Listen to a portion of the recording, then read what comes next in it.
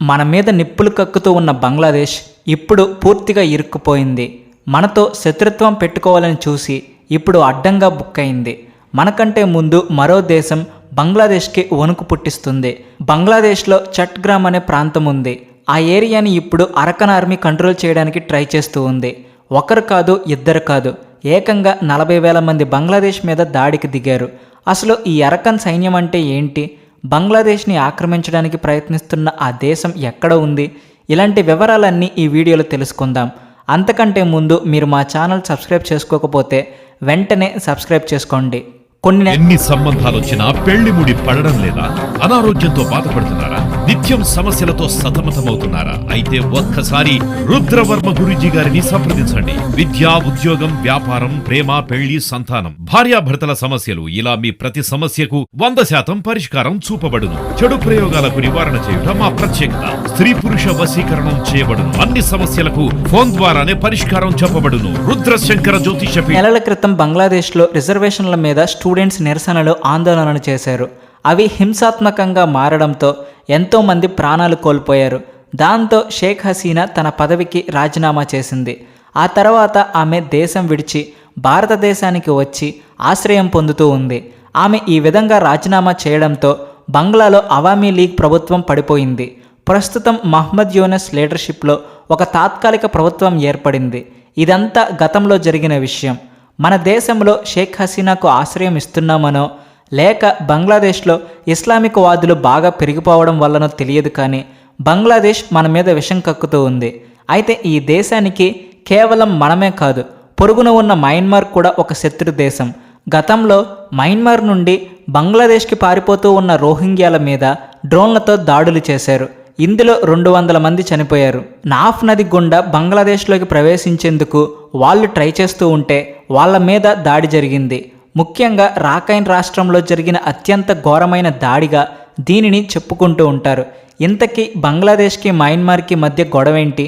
Myanmar బంగ్లాదేశ్కి శత్రువుగా ఎలా మారిందో తెలుసుకోబోయే ముందు మయన్మార్లో ఉన్న ఒక ఆర్మీ గురించి తెలుసుకోవాలి.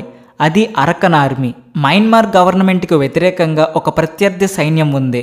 వీళ్ళు దాదాపు 40,000 మందికి పైగా ఉన్నారు.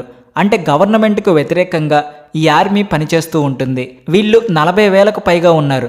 కానీ వీళ్ళు బంగ్లాదేశ్ మీద ఎందుకు దాడి చేయాలి అనుకుంటున్నారు అంటే దానికి కూడా కొన్ని కారణాలు ఉన్నాయి. ఇది తెలుసుకోవాలి అంటే ముందు ఈ స్క్రీన్ మీద కనిపిస్తూ ఉన్న మ్యాప్ని చూడండి. ఈ మ్యాప్లో మీకు మధ్యలో ఒక నది, ఆ నదికి 2 పక్కల 2 భూభాగాలు కనిపిస్తూ ఉన్నాయి కదా. మధ్యలో కనిపిస్తూ ఉన్న ఈ నది పేరు నాఫ్ నది. ఈ నదికి ఒకవైపు చట్టగ్రామ్ ఉంది, మరోవైపు మయన్మార్ ఉంది. ఇటువైపు ఉన్న 271 కిలోమీటర్ల ఏరియాని అరకన్ ఆర్మీ క్యాప్చర్ చేసింది. ఈ 2 ప్రాంతాలకు మధ్యలో ఉన్న నాఫ్ నదిని దాటితే చాలు అరకన్ ఆర్మీ బంగ్లాదేశ్లోకి ప్రవేశిస్తుంది. అయితే ప్రస్తుతం మయన్మార్కి చెందిన ఈ ఆర్మీ బంగ్లాదేశ్ మీద ఎందుకు దాడి చేస్తూ ఉంది అనే ప్రశ్న అందరికీ కలుగుతూ ఉండొచ్చు. దాని గురించి తెలుసుకోవాలంటే ముందు అక్కడి కల్చర్ గురించి తెలుసుకోవాలి. మయన్మార్లో ఎక్కువగా బుద్ధిస్టులు ఉంటారు. ఈ బుద్ధులు బంగ్లాదేశ్లో కూడా కొంతమంది నివసిస్తూ ఉన్నారు. అయితే బుద్ధులు మైనారిటీ మతంగా ఉండడం వల్ల వాళ్ళ మీద కూడా బంగ్లాదేశ్ వాళ్ళు దాడులు చేస్తూ ఉన్నారు. ఏ విధంగా అయితే మన హిందువుల మీద అరాచకాలు, ఆకృత్యాలు చేస్తూ హింసిస్తూ ఉన్నారో అదేవిధంగా బుద్ధుల మీద కూడా బంగ్లాదేశ్కి చెందిన ఇస్లామిక్ లీడర్స్ దాడులకు పాల్పడుతూ ఉన్నారు. అయితే ఈ విషయం మయన్మార్కి చెందిన అరకన్ ఆర్మీకి కోపం కలిగించింది. తమ బుద్ధుల మీద బంగ్లాదేశ్ వాళ్ళు దాడులు చేస్తూ ఉంటే వాళ్ళు చూస్తూ ఊరుకోవడానికి ఇష్టపడలేదు. మాటలతో వినని దయ్యాన్ని చెప్పులతోనే విడిపించాలి. ఈ విషయం అరకన్ ఆర్మీకి బాగా తెలుసు. అందుకనే ఆ ఆర్మీ బంగ్లాదేశ్లో ఉన్న బుద్ధులను రక్షించడానికి సిద్ధమయ్యారు. వాళ్ళే స్వయంగా వెళ్ళి అక్కడి గవర్నమెంట్ హ్యాండ్స్ నుండి తమ బుద్ధులను కాపాడుకోవాలి అని అనుకున్నారు. బుద్ధులను కాపాడడం అంటే వాళ్లను అక్కడ నుండి తీసుకుని మరొక ప్రాంతానికి వెళ్ళడం కాదు. ఒక గొప్ప ఉద్దేశంతో చట్గ్రామం మీద దాడి చేయాలి అని అరకన్ ఆర్మీ భావించింది. ఇక్కడ వీళ్ళ ప్లాన్ ఏంటో తెలుసుకుంటే మనకి ఔరా అనిపించక మానదు. అంత గొప్పగా వాళ్ళు ప్లాన్ చేసుకుని బంగ్లాదేశ్ మీద దాడికి దిగారు. బంగ్లాదేశ్లో ఉన్న బుద్ధులను తిరిగి తమ దేశానికి తీసుకురావాలి అని కాకుండా ఆ బుద్ధుల కోసం ఒక స్వతంత్ర రాజ్యాన్ని నిర్మించాలి అని ఈ అరకన్ ఆర్మీ భావించింది. అందుకనే 40,000 మంది సైనికులు కలిసి ఒకేసారి బంగ్లాదేశ్ మీద దాడికి దిగారు. ఎవరైతే బుద్ధుల మీద దాడి చేస్తూ ఉన్నారో వాళ్లకు గట్టిగా బుద్ధి చెప్పి వాళ్ళ శవాలను నాఫ్ నదిలో పడేయాలి అని ప్లాన్ చేశారు.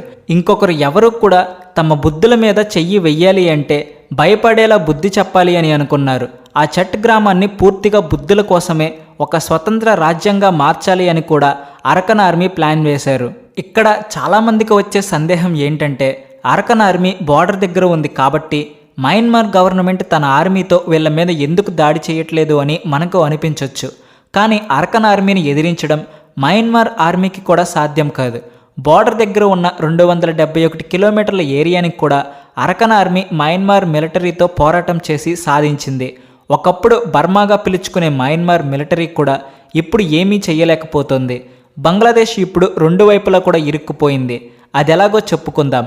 బంగ్లాదేశ్ లోపలకు 40,000 మంది సైనికులు ఒకేసారి దాడికి దిగారు. ఈ ఆర్మీతో ఎలా ఫైట్ చేయాలో కూడా బంగ్లాదేశ్ మిలిటరీకి తెలియడం లేదు. అరకన్ ఆర్మీ అంటే రాక్షసుల సైన్యం. ద్రవిడియన్ భాషలో అరకన్ అంటే రాక్షసుడు, పరమశివుడి వద్ద ప్రథమ గణాలు అంటారు కదా.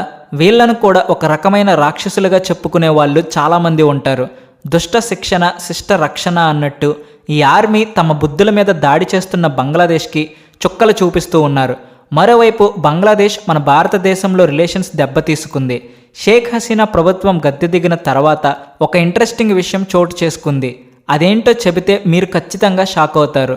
ఇది ఒక 2.5 నెలల క్రితం జరిగింది. అప్పట్లో మనం 9 కోట్ల గుడ్డులను బంగ్లాదేశ్కి ఉచితంగా సరఫరా చేశాము. 1 కాదు 2 కాదు 9 కోట్ల కోడిగుడ్లను మనం బంగ్లాదేశ్కి ఫ్రీగా సప్లై చేశాము. బంగ్లాదేశ్ దగ్గర చిల్లి గవ్వ కూడా లేదు. కనీసం కోడిగుడ్లను కూడా కొనుక్కునే స్థాయిలో ఆ దేశం లేదు. వేరే దేశంతో డీల్స్ కుదుర్చుకోవడానికి కూడా ఆ బంగ్లాదేశ్కి స్తోమత లేదు. దాంతో మనమే జాలిపడి ఆ దేశపు ప్రజల కోసం 9 కోట్ల కోడిగుడ్లను ఫ్రీగా ఇచ్చాము. కానీ బంగ్లాదేశ్ గవర్నమెంట్ ఏం చేసిందో తెలుసా? ఆ కోడిగుడ్లను ప్రజలకు ఉచితంగా ఇవ్వాల్సింది పోయి డజను 180 రూపాయల చొప్పున అమ్ముకుంది. అంటే ఒక్కొక్క గుడ్డు 15 రూపాయలకు తన సొంత ప్రజలకే అమ్ముకుంది బంగ్లాదేశ్ ప్రభుత్వం.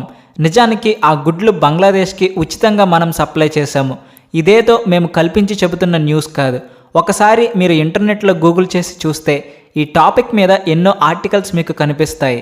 ఇప్పుడు భారతదేశంతో బంగ్లాదేశ్ రిలేషన్స్ దెబ్బతిన్నాయి కాబట్టి మరోసారి మనం ఆ దేశానికి సహాయం చేసే అవకాశమే లేదు.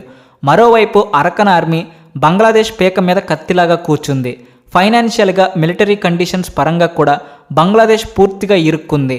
కానీ ఇలాంటి బంగ్లాదేశ్ గవర్నమెంట్ మన కలకత్తాని కబ్జా చేస్తానని కలలు కంటూ ఉంది. వీళ్లకు బుర్ర మోకాల్లో ఉందో ఏమో తెలియదు, కానీ పగటి కలలు కనడంలో వీళ్లకు వీళ్లే సాటి. మింగడానికి మెతుకు లేదు, మేసాలకు సంపంగ నూనె అన్నట్టు వాళ్ళ దేశాన్ని కాపాడుకునే శక్తి లేదు, కానీ మన మీద దాడి చేసి మన భూభాగాన్ని ఆక్రమిస్తాము అని తొడలు కొడుతూ ఉన్నారు. బంగ్లాదేశ్ మీద మీ అభిప్రాయం ఏంటో కామెంట్ సెక్షన్లో తెలియచేయండి. అలాగే వీడియో నచ్చితే వెంటనే లైక్ చేసి షేర్ చేయండి. మీ ఫ్రెండ్స్ అండ్ ఫ్యామిలీ మెంబర్స్కి కూడా మా ఛానల్ను రికమెండ్ చేయండి. Please like and share and also thanks for watching.